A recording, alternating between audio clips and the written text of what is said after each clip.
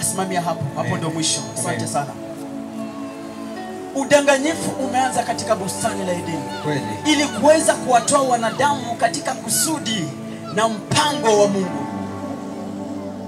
Kwamba Mungu aliona kwamba mkifanya hivi, mle haya matunda, mtakuwa kama yeye. Udanganyifu umeanza.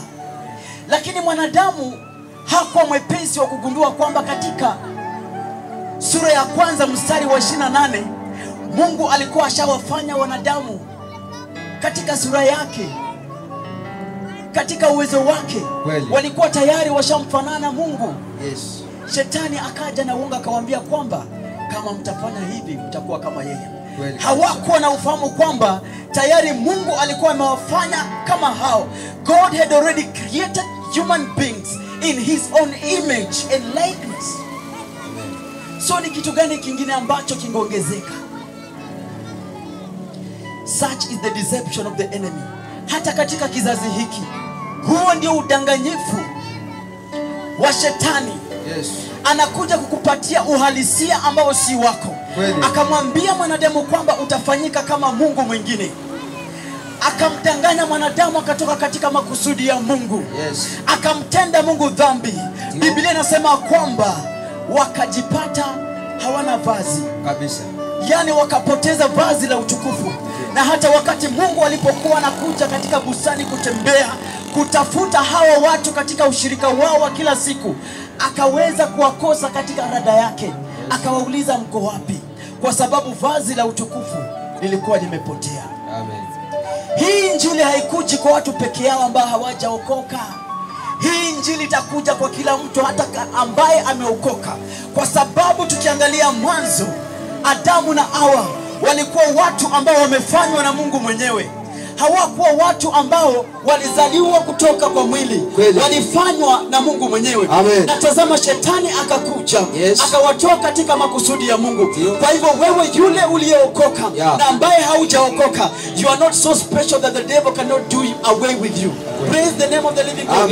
Wewe si mjanja kwamba shetani asiweze kukutoa katika makusudi ya Mungu. Hata kama umepakwa mafuta namna gani, unaweza tolewa katika makusudi ya Mungu. Adamu aliyefanywa na mikono ya Mungu mwenyewe, aliyekuwa na ushirika wa Mungu kila siku. Mungu alikuwa anakutana naye katika bustani, wanafanya gumzo. Shetani akamweza. Maandiko mahali yanasema kwamba ajidhaniaye kwamba amesimama, achunge asije akaanguka. Praise the name of the living God. Kwa hivyo injili tunayohubiri hapa, hatuhubiri walevi peke yao, hatuhubiri washerati peke yao, hatuhubiri wenye dhambi peke yao. Tunahubiria Adamu katika bustani aliyebaki hapa. Kwa sababu wakati wowote adui atakuja na uongo, atakutoa katika makusudi ya Mungu. Na wakati umetolewa katika makusudi ya Mungu, unapoteza uzima wa milele. Unatoka katika mpango wa Mungu. Na hiyo ndio siri tumekuja kufichua hapa. Kwamba shetani ni muongo. Amewapa watu uhalisia ambao si wao. Alikuja akakupata katika makusudi ya Mungu.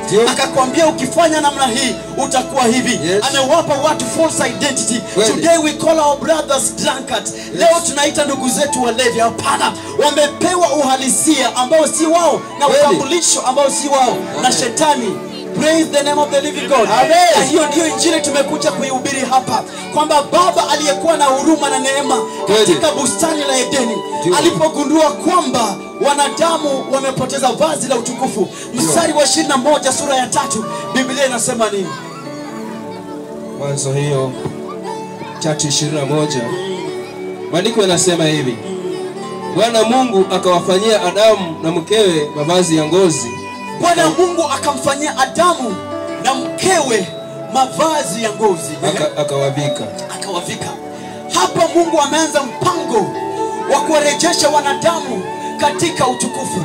Biblia inasema kwamba walipokula yale matunda wakapoteza vazi la utukufu, wakawa uchi katika ulimwengu wa kiroho, wakapoteza uhusiano wao na Mungu. Jinsi vivyo hivyo watumishi wa Mungu, watu ambao waliumbwa katika makusudi ya Mungu, wale waliokoka na ambao hawajaokoka, wametolewa katika makusudi ya Mungu, wakatolewa vazi la utukufu katika network